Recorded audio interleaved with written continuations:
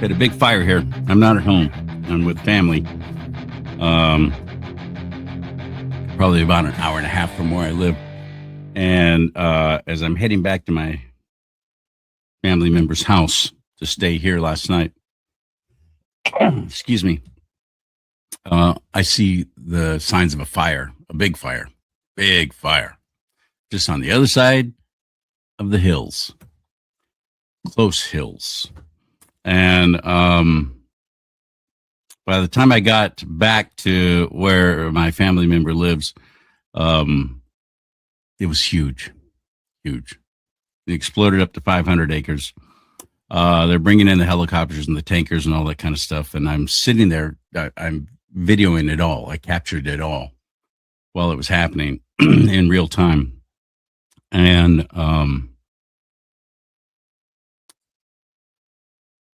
posted it on my YouTube page if you want to see it. youtube.com/CharLee Simons, CharLeeSimons. You got to spell it right or you're not going to find me. And it's like 27 minutes of everything. You can literally see the fire cresting over the hill and starting to come down into where I was. Freaky. It's now exploded over 2,500 acres. But it has shifted. It's moved south. It's moving south. And I have friends in a town that it's heading right for. And they sent me a text saying, yeah, the air is like rumbling with air tankers. And it's a bad situation. In Calaveras County is where it is. Calaveras County. If you know Northern California, that's one of the main areas of the gold rush, 1849. Sutter Creek, outside of Jackson. And there's here in Calaveras County, where I still am, there is San Andreas, Angels Camp, Murphy's, big place, Columbia, beautiful, old, well-preserved gold rush town. This become a state park, thank God. What's another town? Oh, McCullum Hill. I like McCullum Hill a lot. And Valley Springs. Valley Springs is basically the biggest populated area. Well, no, Angels Camp is bigger. But anyway, suffice it to say, a lot of freaking out going on. And when I got up this morning, I was able to sleep all night. Thank you, Lord. When I got up, I was fully expecting evacuation orders, though. They had already put in evacuation orders for several zones, but not the one where I was. But I was expecting it. And when I woke up this morning, I went out thinking the sky was just going to be filled with smoke. No, clear, blue skies. What the heck happened? The wind shifted. It's sending everything south, unfortunately. For my friends in Copperopolis, I pray for you. Father, please keep them safe. And those who are fighting these fires, keep them safe and let them be effective, Father, against this. In your name, Christ Jesus, amen and amen. There's a proliferation of fires all over California right now. And I've seen video. I actually showed it on the show with on the Charlie and Mike show, which will be tonight, 5:00 Pacific time. But last week, I showed video of an actual piece of crap starting spot fires. He had some kind of flame thing, and somebody videoed it from far away, but they caught, and you see this guy running through foothills. They love the foothills, especially this time of year, because it's now brown, all the grass has died off, and it's just still there, but it's very easy. It's just tinder waiting to go up. So any brush and so on. And we've had excessive heat here in California and the rest of the country. So this is when they strike. Who's they? Are they being paid? Probably. A lot of them are just ideologues. A lot of them are just pieces of human walking, talking cat crap who are starting these fires because they love the drama. They love to see things burn. They love the chaos. But the state of California, not the whole state, not those of us who live here. I do blame the ones who don't get involved and don't vote, though. Yeah, I put that on you. You're not voting. Well, my vote doesn't count. Sit down. Go to register-to-vote.ca.gov. Please get registered and vote this coming November in the midterm election. We've never needed you more than we do right now. Register-to-vote.ca.gov. And please stop saying your vote doesn't count. Because that's a self-fulfilling prophecy when you say that. You're right. It doesn't, because you're not. And you leave the rest of us to just twist in the wind, who are out there saying, please get involved. Please do something. We're dying on the vine. And these pigs are going around starting these fires. I'm not saying it's called the can fire, CANN, the one I just described to you, what happened last night. And I was there. Excuse me. I'm not saying the can fire was started by an arson, but I suspect it was, because they're all happening all of a sudden all over California. Not an accident. There's not been any strikes, lightning strikes. There's been no storms coming through, creating this. These are being started. I'm quite convinced of that. By the way, the state of California makes massive amounts of federal money when we get our acreage burned up. I lost the town that I lived in for many years, Grizzly Flats up in El Dorado County, right at the edge of El Dorado National Forest. Grizzly Flats, town of about 2,000 people, most of them retired. Lost everything. That was back in October 21st, 2021, all during the whole COVID crap. And the way it started, and the direct energy weapons, and so on and so forth, and video and conspiracy theory stuff, it was very nefarious. It was very dirty. 221,000 acres. Leveled the town of Grizzly Flats, just like Paradise, just like Lahaina, Maui. These are being started on purpose.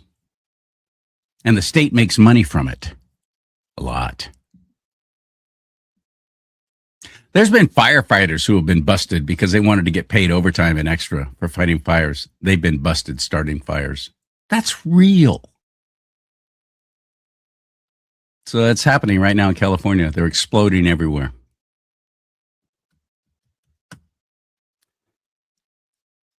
I fight against communism. I am an anti-communist through and through, which means I'm anti-socialist as well. Just did a great show with Dr. Brad Thayer, and he's written a book about the war against communism. And I watched what was happening in Central and South America, Mexico, and then South America. They're predominantly Catholic. Most of those people, that is the religion. And they were doing things that I'm thinking, this is going directly against their faith. Why are they doing this? I've always puzzled that. Here in California and here in the United States of America, all these Catholics who vote Democrat all the time and are quite militant about it. This is going directly against your faith. Why would you do that? Popes, priests, all on the left. So many of them. Why would you do that? This is the party of death. This is the party rooting out life from a woman's womb and supporting it and cheering for it. You're going to be harshly judged. I hope not. I hope you turn around. I hope you give your life to Christ Jesus and you stop your path. But I'm telling you what, man, when it's the day of judgment, I don't want to be standing in line behind you because I want to get in. I don't have to wait there and listen for your whole laundry list of stupid ass things you did all in the name of God. So I've always puzzled why Central and South America is galloping towards socialism and communism. Always puzzled over that. But something has changed. There's been a paradigm shift. And people in the media aren't talking about it. Except for me and Arthur Schopper. He's on my show. He's written a great article for townhall.com, and we're going to discuss it right now on Do Not Talk. Are you ready? Hit it.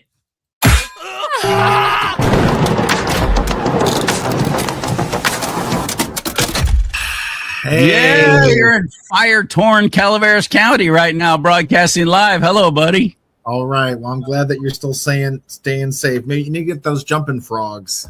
They got to show up. Maybe they can carry a bunch of water inside their gullet. The way Mark Strap some little water tanks to the jumping frogs of Calaveras County. That's a real deal here, actually. As Mark Twain wrote about the jumping frogs of Calaveras County. Anyway, I loved your article. It was encouraging, greatly encouraging, because the media is not talking about it. I didn't know a lot of what you wrote. Where'd you find it? Where'd you find all this research? Where'd you find all this? Oh wow, so you always start with Argentine President Javier Milei. I mean, I follow his stuff on Instagram and X, so it's social media 100%. You can follow foreign media, especially in Latin America. They have English language sites, and because Milei has done such an incredible job, Javier Milei, the El Loco, the libertarian economist, big adherent of Austrian economics, who is actually getting the job done, who went super viral across the world when he had that whiteboard of 18 executive departments. We think Washington is bad. In Buenos Aires, they had 18 executive departments, and he just went one after another. Afuera, I'm taking this out. Firing them. And there was no dirty judges to stop him from doing it. That is correct, because he got rid of them too. Yes, that is correct. Thank you for that. Absolutely. In Argentina and in South America in general, they are sensitive to corrupt judges far more than we are. That is an American liability. It is particularly American. I really do believe this. We tend to hold judges in this extremely high esteem, like they are untouchable, and they really are above politics. And when they make a ruling, it is completely legal. Never forget, they're just an attorney that got a promotion. They're still just a freaking attorney. They are bad lawyers in black dresses. That's a common phrase. It's a good way to put it. I like that. There you go. What is a judge? A bad lawyer in a black dress. And that's what it is. Many, especially in the state of California, you have lawyers that can't make it, and they don't want to deal with the 9 to 5 or the 8 to 4 grind of a courtroom. They donate enough money to the governor, and then suddenly they get appointed judge. That's literally what happened. I saw this, I saw this on site when I was in the public defender's office in Orange County. That was many years ago. The judges were incompetent. They couldn't even read. They were that stupid, but they had a robe and a gavel, so they thought they were God on earth. And they don't know the law, but they'll look up a case that's similar from the past, and they'll go, well, this is precedent, so this is how I'm going to rule. I'm not going to put any thought into it. I'm just going to do what that other judge did. Yup. But in contrast, in South America, I mean, I go back a step to Nayib Bukele. He talks about this at length. They got rid of the corrupt judges. They took them out because they would routinely side with the criminals every time that Bukele and company wanted to get the gangbangers and the cartels running the streets of El Salvador off the streets. They would have judicial activists try to stop them. He says, fine, we're getting rid of you. That has to be our attitude, across the, across North America, but in South America, starting with Javier Milei, going right back to it. I'm sorry I didn't answer your question. Where am I learning about all this? Instagram. I follow Javier Milei, President Milei. He has been reaching out. He's been networking with other center right, right of center, major or hard right, populist right, whatever you want to call it, candidates, and he has helped unleash a political blue wave. Now, for them, it's conservative is blue. For us, red is, conservative is red. But across Latin America, it's blue. So Bukele's party, it used to be that here too. That is true. Starting in 2000, it was the Democrats that did everything they could using the media to switch that because they didn't want to be associated with red China, red Russia, red communism representing. So they literally switched it. It used to be the same here, though, wasn't it? That's it. I remember getting emails from the RNC. Congressman Dana Rohrabacher, I think with Sean Steele, National Committee man for California, they introduced a resolution to restore the Republican Party as the blue party. They wanted to restore the color. That was in 2012. But it went nowhere. I'd have to get a new mug. Then I would have to get a new mug. I don't want to see a blue. I'm happy with the red. It's done. Let's stick with it. Thank you for buying one of my mugs, by the way. You actually bought that at my website. Thank you, sir. I did. I bought it. Nobody held a gun to my head. You did. I didn't give it to him. I didn't send it to him. Everybody should know this, so you help him out. So this is what I've been following. And, Milei's incredible reforms are just awe-inspiring. I mean, thinking outside the box, wiping out entire departments. He has fired massive numbers of federal bureaucrats. But what also made him stand out was while you had, going back, this is my article, 20 years ago, this is like 2004, 2006, Latin America was overwhelmed by a pink tide. So communistic governments were swept into power. From Venezuela, 1999, that's when Hugo Chavez was elected, and he brought his communism with him. You saw this with the Kirchner regime, and slightly before that, you had red governments, communistic governments sweeping all over Latin America. We are seeing that tide turn, and this is so engaging. It is so inspiring. In fact, the article I wrote the day before Election Day 2024, I had my slight misgivings. I said, okay, Trump is going to win again. I am slightly confident, but I don't want the specter of communism becoming more concrete every day. I don't want managed decline for this country. I want radical restoration, like what we say, and I mentioned Javier Milei and I mentioned Nayib Bukele. These men took charge, overcoming the most unbelievable political obstacles. They did something we might have to start thinking about. They started their own political parties. Bukele started his own political party. He had to, because the establishment, both sides of the aisle, was so corrupt. Started his own. He was the mayor of San Salvador, and he then stepped in. He took over. He ran on that aggressive law enforcement, public safety platform, and he has delivered. I was so inspired by this. He gave a recent speech and he said, we're really not. I mean, I couldn't believe he was deprecating the successes. You know, he says, we're not really a law and order society yet. We're not quite there yet. See, there was actually some humility to what he said. Okay, the gangbangers are all in jail. There's no more shooting in the street. The homicide rate has plummeted to near zero. But and it was one of the worst in the world. Worst in the world. And now it went from worst to first. Absolutely. I mean, Americans are moving to El Salvador. Embarrassing. They were, especially under the Biden regime, they were moving to El Salvador. They were settling in El Salvador. And of course, even under Biden's regime, you had immigrants here legally moving back to El Salvador. It was safer there. It was better to live in Latin America than it was to be in the United States. I mean, this is obscene. You had Tren de Aragua running entire apartment complexes in Colorado, and you had the mainstream media like, well, it's only a few apartment complexes. And J.D. Vance would say, Martha, do you not hear yourself? You think this is acceptable? And that was the whole point. And it goes back to the point, the first thing you said, which is corporate media is not talking about this massive right-wing restoration that we see in Latin America. So Bukele's the starting point. That was under Trump, Trump won 1.0, his first administration. 1.0, there you go. There you go, 1.0. And I do think Trump deserves credit because Trump started with, you can't come here. Sorry, you need to make your country great again. The answer is not to run to America. Boom, wall, no.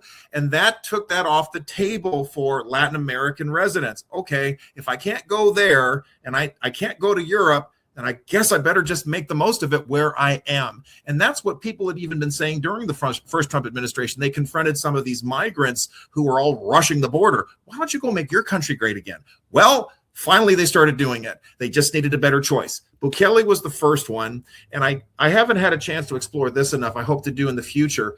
The spiritual revival. You mentioned the Catholic background, right?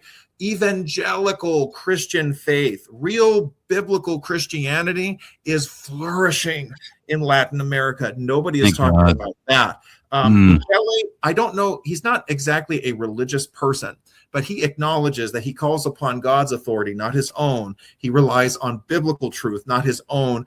In his interviews with Tucker Carlson before Tucker went woke, he acknowledged it. We literally prayed against the demonic forces of MS-13. MS-13 is a satanic cult. That is a fact. That is not hyperbole. They sacrifice to Satan. They sacrifice people. They bloodlet to Satan. This is so does Tren de Agua. And Tren de Aragua. They are satanic cults, just like Islam. So, and that's why you see the connection between cartels and Islam. That's another story altogether. So Bukele was the starting point. This was a spiritual this was a response to spiritual revival. I know this for a fact. Even at the church I go to, they have missions to El Salvador. This is what really turns things around. The same is true in Argentina. I read this excellent book. It was published in 2022. I can't remember the title now, but this was a Christian author talking about if you want to shape things politically in your communities, you've got to bring the gospel back. And she documented the massive spiritual Christian revivals in Argentina. No, she just mentioned it without thinking about it. This is in 2022. And then you look at 2023 and you had Javier Milei getting elected. This is a radical departure with what Argentines had been dealing with. Absolutely. They had embraced socialism. They acquiesced to it. They acquiesced to inflation, massive government intervention. They just thought this is business as usual. There's nothing that can be done. And Milei was an economist who would talk about free enterprise, Austrian economics, reduction of the state, enhancement of liberty. Viva la libertad, carajo! That was his phrase over and over. Long live liberty, damn it! And he would curse at people and swear he was unswerving in his outrage. He understood you have to go after these leftists. They're not just wrong, they're evil. And he was not afraid to say that. You guys are. So they're not just misguided. No. It's nothing's by accident. And by us taking out Maduro in Venezuela, that was extraordinary. And if they can end this this domination of these crooked voting machines, Dominion, whatever it's called, whatever the name is, then we have a chance.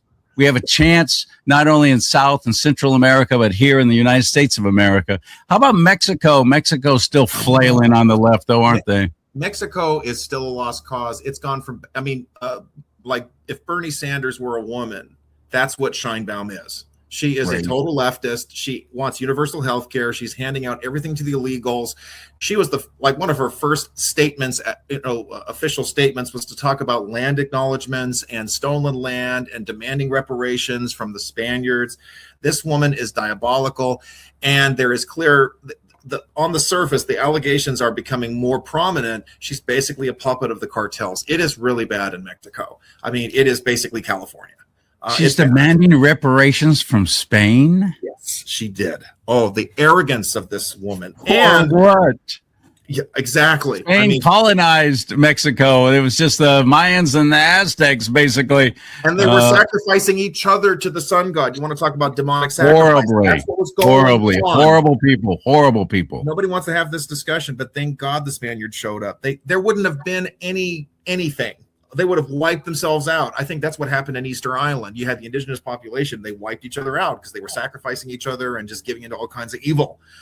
Mexico, it's going to be a while. There's a Mexican Republican Party. I kid you not. El Partido Republicano Mexicano. It exists, and they call it Make Mexico Great Again. It's a very small movement right now, but they do exist. The conservative, there's a businessman who is taking over the Conservative Party. I don't know if it's PRI or I can't get the acronyms wrong. There's a chance there, but it's an outsider. He's trying to work his way in, but as things stand, it is a supermajority Congress of leftists with a leftist president. And what do? They pull the strings, they change the rules, they make it impossible to fix things. So who knows what's going to happen? We'll see, unless the public, rises up, because Mexico is a federation of states, just like the United States is. The different local governments, if they have some guts, they can push back. I have read that there are local governments which have allowed people to start carrying a firearm. They have to, because the police can't stand up or are in collusion with the cartels. It's that many of them very crooked. Yes, in Mexico. I want to talk about the good, though. Because they're scared, for one thing. They are scared, or they're scared to death. You're going to comply either with gold or with bullets.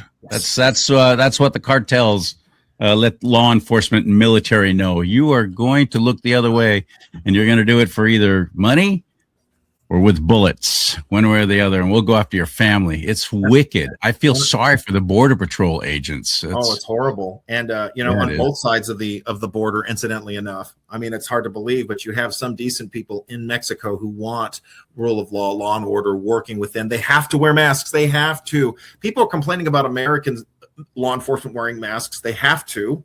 because of the threats. In Mexico, they have to wear masks. They have to wear the ski masks. Otherwise, they get killed. This has been going on for decades. It's disgusting. Mexico has serious problems. On the other hand, briefly, the power of cartels, we are seeing them facing the pushback. Who were some of their biggest supporters? Iran and Hezbollah. Nobody wants to talk about this, but you had Middle Eastern terrorists. They routinely linked up with the cartels. They helped push fentanyl into this country. So when people are giving me crap or give us crap about President Trump going after Iran, saying this is not America first, this has nothing to do with anything, that's a lie. These Middle Eastern terrorists have worked with the cartels. They have helped fund Venezuela's corruption and vice versa. They are a big problem. There is a ugly pipeline between terrorists in the Middle East and communists in Latin America. So don't buy that crap for 1 second. It is an essential military effort that President Trump is engaging in. And anybody who's opposed to it, you will also see their connections with supporting more socialism, supporting more collectivism, wanting more handouts from the government. They are talking about, they think of America First as being a neo-fascist movement of some kind. This is destructive and evil, and we've got to stand against it. You mentioned Maduro. There is so much background, though. I mean, President Trump gets the ball rolling. We see the blue wave. Remember, blue for conservative in Latin America.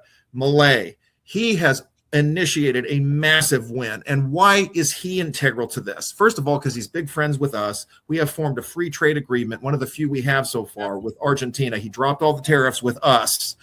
And his policies are working. Poverty has plummeted. Inflation has tapered down to nothing compared to what it was 2, 3, 4 years ago. It works. He is a public safety maven. He has actually borrowed, he has taken tips from Bukele.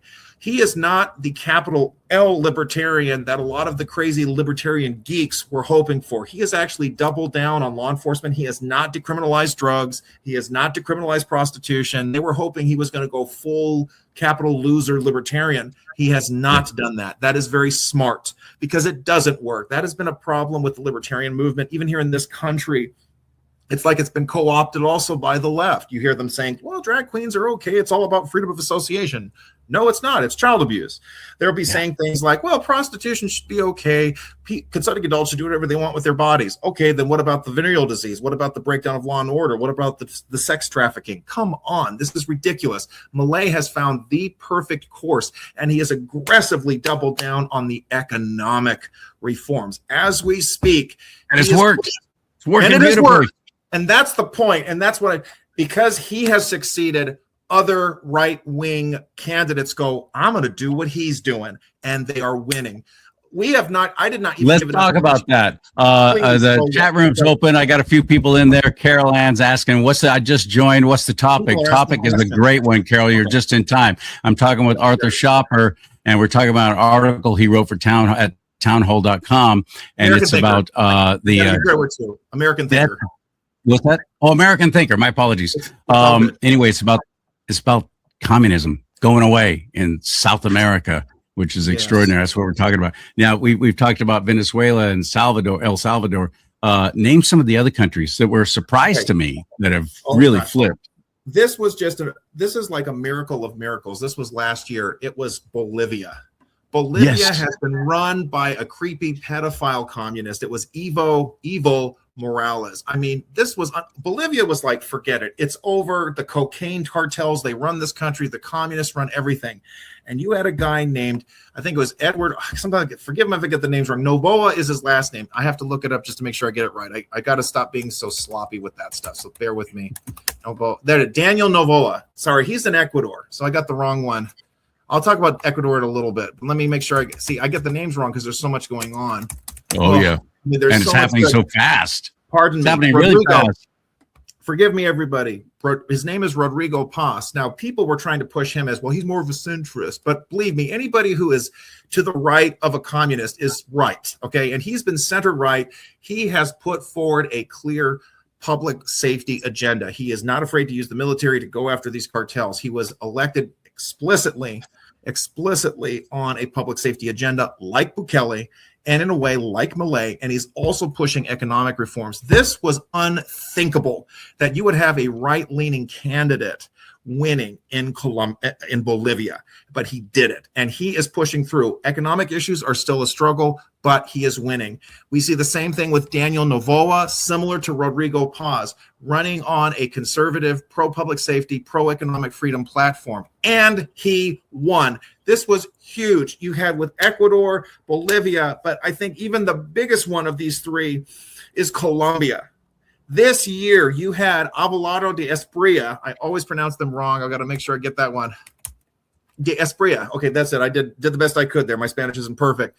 This guy is hardcore Catholic, hardcore conservative, loves Trump. In fact, President Trump endorsed this guy, Abelardo de Espriella.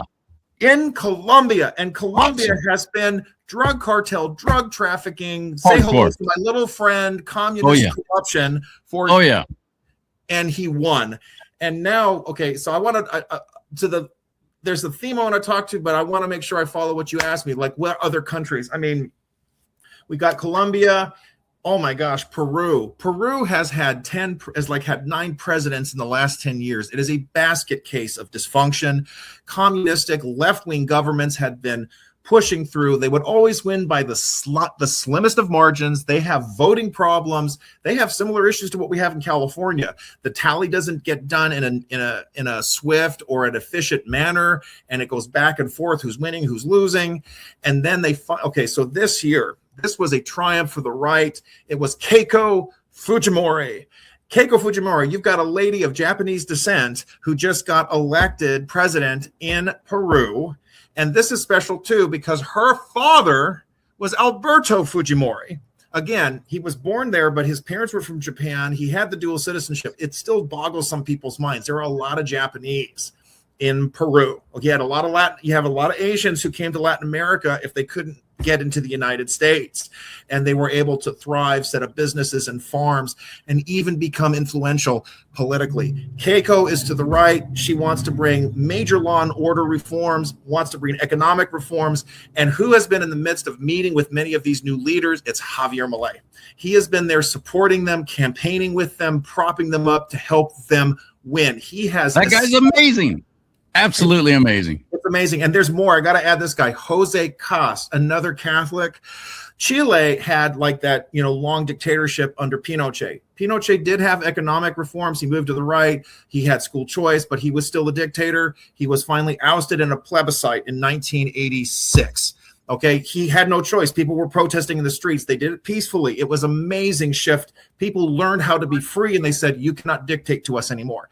Unfortunately, what happened, I think 4 or 5 years ago, they had another center-right president. His name was Sebastian Pinera, but he was like a rhino. He started moving to the left. He started embracing all the left-wing culture crap. And then you had left-wing forces that were waiting for the right moment to strike. What happened was he had to raise the prices on subway fees like 5 cents. You'd think, okay, prices go up from time to time, but that was like a spark. And what happened is there were protests all over Santiago, Chile, and then you had a left-wing government coming into power, wanting to eviscerate everything conservative, everything that was free market oriented. It was horrific. It looked like they were going to change the Constitution, get rid of everything freedom oriented, Constitution, freedom of choice, freedom of movement, free enterprise, everything. All of that came to a grinding halt last year. This was a huge turnaround. You had Jose Cast started his own, I believe also started his own party. It was him versus a literal communist. And he won in a blowout. And he, like Trump, massive security of the border, cracking down on crime, cracking down on the illegals, cracking down on the cartels. This has been an unprecedented shift in our favor. It's like Donald Trump is getting elected in all these countries. It's just stunning. Donald Trump's getting elected in all these other countries. There's 2 things that are happening, though, that are really surprising to me. Yeah. One, they're really turning against the whole BRICS thing, which they thought for sure with Brazil being on board. And I don't blame them for wanting to get away from the American dollar, because under the Fed, which I think pray will go away eventually, and we'll go back to a precious metals backed currency that actually is worth something. I pray that that's part of the plan. I believe it is. I hope it is. It's not going to happen overnight, but I strongly believe it's going to happen, and it has to. But with BRICS, what was that? Brazil, Russia, Iran, China. What was the S? South Africa. South Africa. Thank you. That's right. But these governments in South America are turning against this and going away from that. And the other thing that's really amazing to me is the support for Israel. Yeah. That is a dramatic and major turnaround. And it has had a profoundly positive effect, hasn't it? Yes. This is a huge change. I mean, it shows that we're not seeing just an economic revival. We are seeing a spiritual, a cultural, an ideological, a phenomenal, choose your adjective, change, that this is deeper.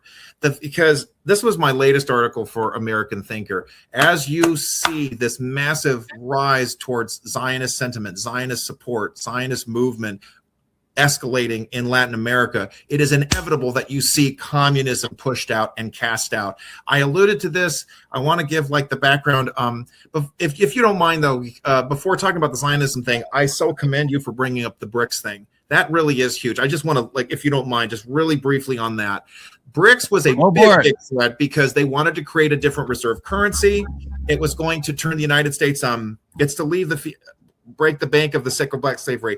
Yes and no, Carol. The fact, though, is that BRICS was about creating a diverse, a different reserve currency to compete and undermine the American dollar. The fact is, if the U.S. dollar ceases to be the reserve currency of the world, we're in trouble. We're going to turn into Zimbabwe because all of this American money that's flowing all over the world, it becomes worthless. It's not up for demand. The demand is gone because they want a different currency. So then you have all these American dollars that are going nowhere. They're no longer in reserve. Guess what? It floods our markets, and that means everything. You'd have hyperinflation. This is a serious problem. This was a serious threat.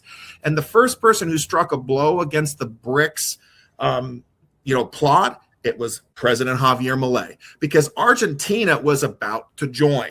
They were the next country that was going to join this alternative reserve currency. And Milei said, nope, we're out. He explicitly said, China, you're out. I will not ally with you. If you want to do private business in the country, that's one thing. We will not work with you. He cut off China. He switched gears. He says, we'll help Ukraine.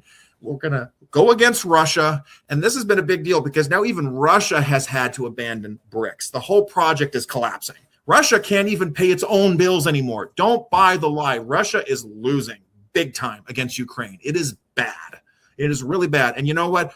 Trump deserves a lot of commendation for this because he didn't shovel a bunch of loan money at Ukraine. All it took was a moral order, a trade policy, and a commitment saying, Europe, you need to step up and defend your backyard. They did it, and now Russia's losing big time. Anyway, that's the thing about BRICS. That is really important. Now I can go to the Zionist element of this. This is huge. Going back, let me start with Bukele, because this was my article. I went from Bukele all the way as much as I could through temporal, chronological order. Nayib Bukele, he is the descendant of mandatory Palestinians. His parents were Christians, grandparents in Jordan. So this is under the Ottoman Empire. They had Ottoman passports. So that was, they called it mandatory Palestine. So technically, his grandparents are Palestinians. He flaunts that. So they were Christians. They moved to El Salvador to start a new life. Not everybody could come to the United States, so they went to Latin America. And yet, here he is, the third generation of his family. And he is one of the most outspoken proponents of Israel. Supports Israel, absolutely excoriated Hamas, hates the whole Palestinian cult, and sided with Israel. Even as mayor of San Salvador, he made inroads to the Jewish state. He was opening up trade relations just as the mayor. Then becoming president, he has continued to strengthen that alliance. So that was a starting point right there. The next one absolutely was Javier Milei. He openly campaigned for reinstating relationships with Israel, cutting off all the support for a Palestinian state. And again, this is in concourse with Anytime you see any aggressive support for a Palestinian state, you will see a communistic agent or a socialistic one. I will explore that a little further. Just I want to give you the timeline for now. Milei said we're going to open up trade, we're going to open up relations with Israel.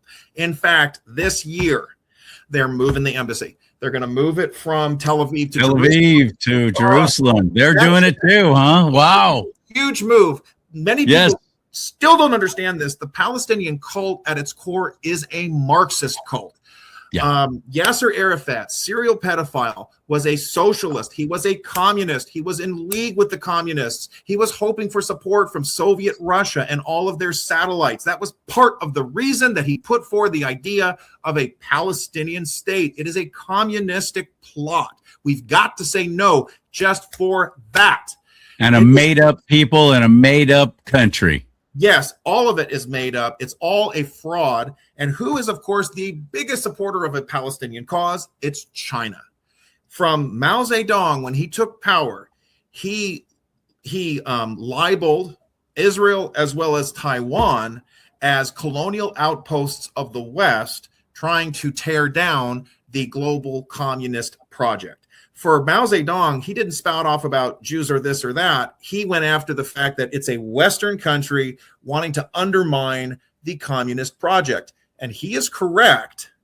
And this is a big reason why this Zionist movement is a big win for us, regardless of your sentiments about a Jewish state, whatever your views are on the rapture or biblical foundations. The fact is, a Palestinian step-by-step cult cause connection means that you're supporting a communist movement. And I've had some people who call themselves Trump or America First, and they get very angry when I point this out. But the fact is, if you are trashing the state of Israel, you're basically saying that you want a communist influence to win in the world. That is a fact.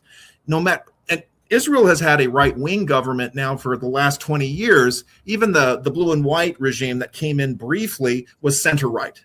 They did not embrace socialism. They rejected communism. They rejected destruction of the family. They wanted more enterprise involvement, investment in their country. And part of the reason is because you've got Russian Jews who were under communism for decades. They moved to Israel and they say, we want nothing to do with communism in this country. That is a fact. You wave that Palestinian flag, you are waving a hammer and a sickle.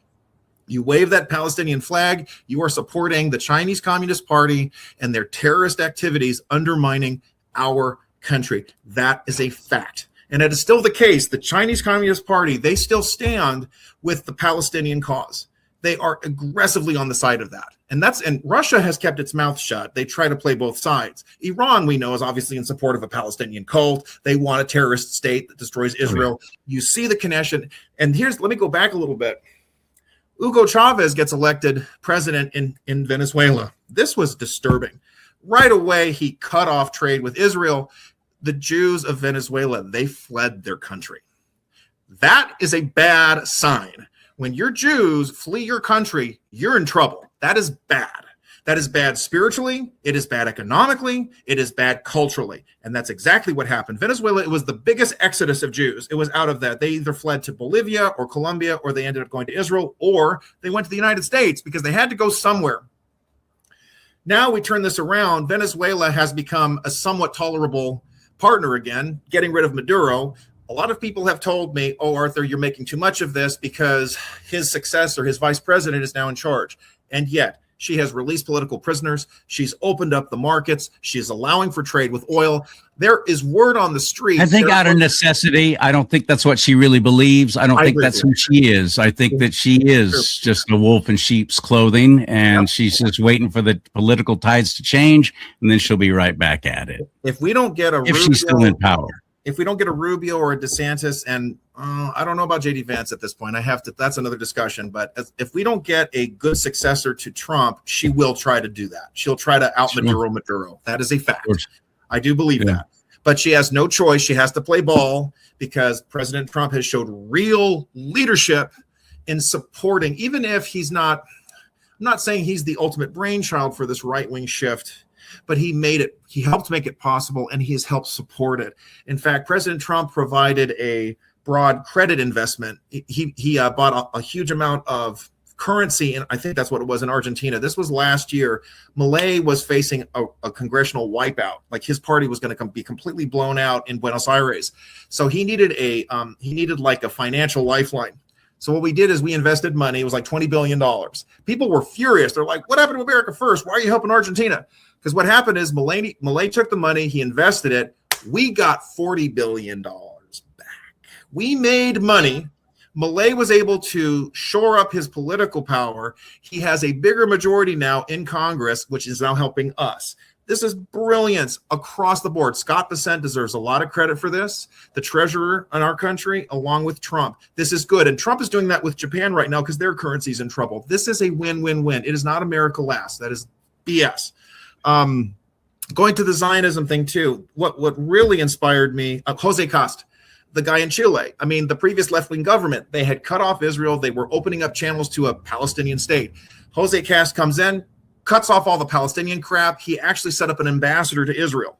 So that's a huge thing. Milei, he made it very clear. He campaigned supporting Israel, campaigned on a Zionist platform. He's been to Israel. He has made speeches before the Knesset. And I was often wondering this, though, he has such a pro-Israel platform. How come the embassy was still in Tel Aviv? I looked into it. The thing is that in Argentine law, it had the embassy had to be in Tel Aviv. That was a law. He couldn't just arbitrarily change it. However, he now. How would you establish a law about that? Well, I mean, we had the law for years until the Clinton administration that our embassy was going to be in Tel Aviv. Then it was you can move it to Jerusalem when it's safe to do so. And of course, every president made excuses until Trump finally said we're going to do it, and he did it. So there you go. That's what it is. Milei has the power now and support. They can now move the embassy to Jerusalem. Done deal. This is big. The thing that really got me excited when it comes to the Zionist element was Abelardo Espriella. He literally said this. He's going to be installed. It'll be on Thursday. He will officially be sworn in as president. And he said, the first thing I will do is I am moving the Colombian embassy to Jerusalem. He's going to move it. That's the first thing he wants to do. Now, some people are going to say, well, what happened to make Colombia great again? This is ridiculous. This is Israel pandering. No, the fact that you have a country saying we want to be allied with this country and not with terrorists, not with communists, is a huge ideological shift. The country is not going to be run by cartels. It's not going to be run by terrorists. It's not going to be run by cocaine. It's not going to be run by Tony Montana saying, say hello to my little friend. It's going to be run by a conservative Catholic who says Christ is king and recognizes Israel's right to exist, and therefore Colombia's flourishing is inevitable. This is huge. And to be able to make such a bold statement that early is a massive win. Keiko Fujimori, she said the same things. We're opening up with Israel. We're moving forward on this. The shift, you cannot separate this. The rise in Zionism, the fall of communism. And that's a warning to us. Go. Yeah, no, I agree. What happened to Brazil? Brazil had a good conservative president there for a bit. What happened? Bolsonaro.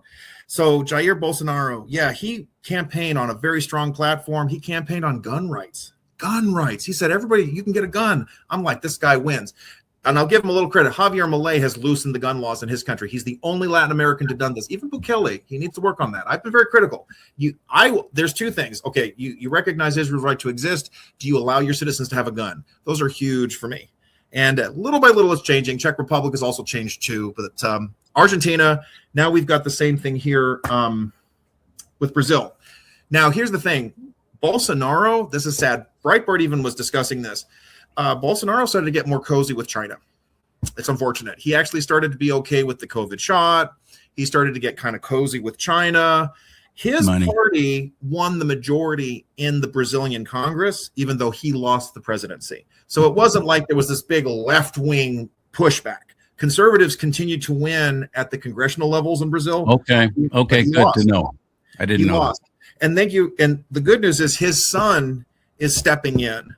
And his son, I am certain, has learned the lessons of his, the mistakes his father made, because Daddy Bolsonaro started getting kind of cozy with China, with the Belt and Road Initiative. This was not good. What needed to be is a complete breakaway from all that corruption. I am confident. Milei has already been campaigning for his son. Let me get his name. I think it's Daniel Bolsonaro. But let me check.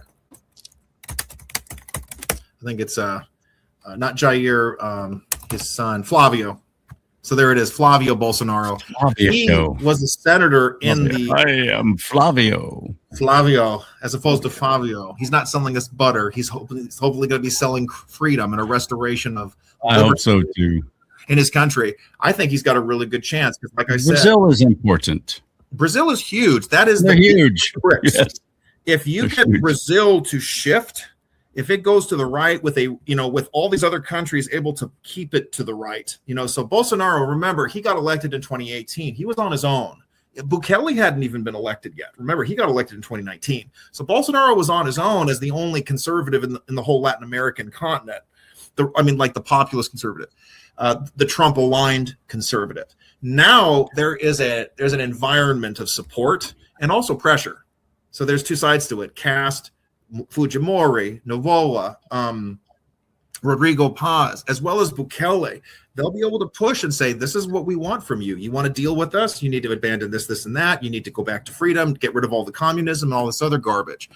And I can't neglect Costa Rica. They elected an excellent, just a stunning lady, Laura Fernandez Delgado. She's a conservative. She is an abortion abolitionist. No baby killing at all. Protect the babies. None of this evil. This is who? This is who now? Her name is Laura Delgado. She's the president of Costa Rica. She was elected this year as well, also supported by President Trump. There's stuff I haven't even had a chance to talk about. I mean, Jamaica. I love Costa Rica so much, and they're surrounded by just a whole ton of stupid. Nicaragua, and there's just so many other warring factions always having the military coup going on and all this kind of crap. Costa Rica has stayed above the fray, and I don't know how. They don't even have a military. They have like something like a 98.9 literacy rate. Huge. The people know how to read. They know how to write. They're very well educated, very intelligent, extremely friendly. I love Costa Rica so much. When I visited there for 10 days with some family, I went, oh my goodness. I think if I was going to live in any other country besides the U.S., this would be it. So it's really encouraging to me that it's going much more conservative. That's awesome news, man. And what's her name again? Her name is Delgado, Lauren Delgado. That's excellent, man. That's it, Laura Delgado. And gun rights are freer. It's easier to own a firearm in Costa Rica. Wow. Now you still have to, you got to still pass the test. So that's kind of a downer, but that's a lot better than like what you have in Mexico. Well, they don't have a constitution. They don't have they don't have a first and a second and a third and any amendments, really, I don't think, that I know of. They need to work on it. Everybody does. That's something I would like Trump to be more aggressive about, pushing y'all should allow your citizens to own guns. Have that discussion, move it that way. That's how you will also stop tyranny. Hello. This isn't just about stopping cartels. How to deal with cartels. Let them own let your citizens carry a firearm. And this is huge. And as you can imagine, the president of Costa Rica, she has a warmer relationship with Israel. Nasri Asfura of Honduras, another right-wing populist. He got elected. There's still some setbacks. Belize has issues. Nicaragua was back in the news where you had Noriega saying there will be no more elections. I'm here forever. I bet there's probably going to be another arrest very soon. I think that could happen. I mean, after Maduro's arrest, or another military coup. There you go. I don't think it works anymore. I think this is the dying gasp of all these communist boomers. If we're going to use that term, we should be using it on them. Communism is a boomer thing in Latin America. I mean, all of these people from the 60s and the 70s pushing their collectivism, pushing their Che Guevara, that's not cool anymore. That's old. Cuba, that's didn't dated. it? It's cringeworthy. Cuba is forced to shift. Thank you, Trump. Again, just like the president, Delcy Rodriguez in Venezuela, Cuba is having to shift, not because they want to, but because President Trump cut off their oil. That was the key thing. And so now they have to liberalize. It's the only way. And that's the whole point. These diabolical, cartelized communist regimes, they propped each other up because they had the oil. And now that Venezuela is back in better hands with our purview, that has hurt all of the Latin dictators remaining. Big win for us. I didn't even have a chance to tell your audience. I mean, I didn't write about it, but I can share. Even Jamaica. Whoa, Jamon, Jamaica has No had way. they've had a conservative government 3 terms in a row. This is unheard of in a parliamentary democracy in Latin America. 3 terms in a row, 3 elections in a row, a right-wing government. They call themselves a liberal party. That's how it is in the parliamentary system. Liberal is conservative. I mean, it's just confusing to us. They have had incredible economic reforms. Jamaica was one of the most crime-ridden countries in the world. You had people, you could visit Jamaica, you'd have like a 2-story building. There'd be a locked door, and then you want to go inside. If you want to go upstairs, there'd be another locked door. And then if you wanted to go into a person's room, there'd be a 3rd locked door, because there was so much stealing, there was so much gang violence. All of that has been shut down. I've got stories. I've broadcast live from Jamaica several times. I've got stories about Jamaica. That's encouraging. I'm glad to hear that. That makes me really happy. You see the shift going on all over, and it's so many wonderful people there, and they deserve better. And I'm glad they're finally demanding it. There it is. There, I really do connect this. There is spiritual revival happening all over the world. We know that's why Iran has had huge protests now. The Christian faith is growing. Mosques are closing in Iran. We see, Christian revival taking place throughout Latin America. As I mentioned, this is true even in the Caribbean. This is why you're seeing just the absolute demise and breakdown of communism as well. And the fact is, people will go, it's growing here. It is growing here. President Trump has been part of that revival movement here. He's been unafraid to talk about the gospel, unafraid to talk about Christ Jesus, unafraid to read God's word and point to our need for Christ, that he is the only king. And we see that restoration happening. We need to build on that. We need to build on that Christian revivalism. What we don't want is this, secularized nationalist bigotry that wants to collectivize everything. This is a problem that needs to be addressed. You have some of these young people, they like, oh, I love Pinochet, or I love General Franco. I'm like, these guys were fascist. There's a word I'd like to use, but can't. These are people that were contrary to their own countries. Yes, they stood up to communistic evil, but they brought their own evil. This is not the answer. And you know what? We've got to do a better job of fighting this. Latin America, incidentally enough, is now providing us the template, how to fight back. Isn't that amazing? Who would have thought? Yeah, I mean, it's turned around. I mean, just at my article, it was like a plea for restoration and not just managed decline. We have got to make free enterprise great again. We've got a lot of people talking about, and J.D. Vance is one of them. He wants more government welfare. He wants more tariffs. He wants more unionized power. These are antithetical to what unionized power. Really, does he? I hadn't heard that. Did not support right to work. He's all in for standing with the Teamsters.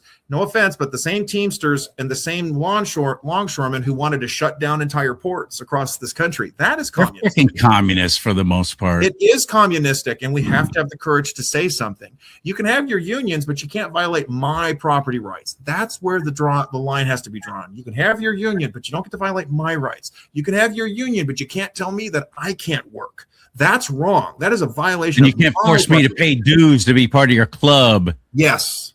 This is communistic, and we shouldn't. But you're not going to work in a union shop unless you do. I know, because, again, I have experience with that. Yep. I'm afraid we're, in the interest of time, we're not going to get to talk about the other thing I wanted to ask you about, an article you wrote about the denial of the Holocaust. Oh, geez. Which is just shocking to me that people still will openly deny that, and it's gotten more and more prevalent. So let's save that for next time, my friend. Yes, it's a good topic, something to talk about, very important thing. You bet. Where do we find you besides Blogspot?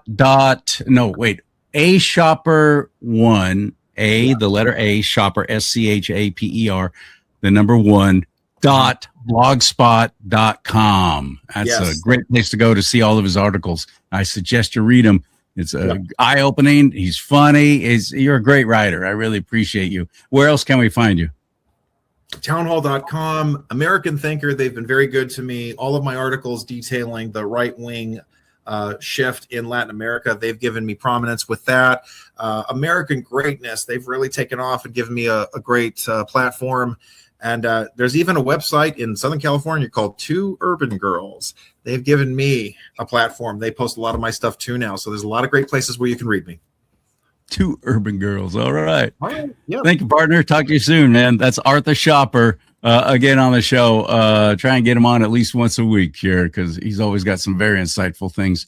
And thank you for supporting my show and sharing these shows. Facebook deleted all of my pages last year, and Instagram, which of course is owned by Facebook. So I don't have any way of letting those 40,000 people know I have a new show out. So you can help me so much just by sharing these shows once you watch them. And then when it posts on rumble.com/do not talk, it's easy to share from there onto your social media. And I would really appreciate it if you would. And if you would hit that like button more often, that like button right there helps with the algorithms. And the different platforms that I'm on here will go, hey, Charlie's getting some attention, getting some traction. Maybe we should promote him. So that's how you can help me. Liking, commenting, sharing. And going to my website and buying some stuff like this mug. Let's talk about politics and religion. And if Republicans go back to blue, oh, shoot, I'm going to have to start all over again. May God bless you and keep you. May God bless America. But most importantly, America bless God.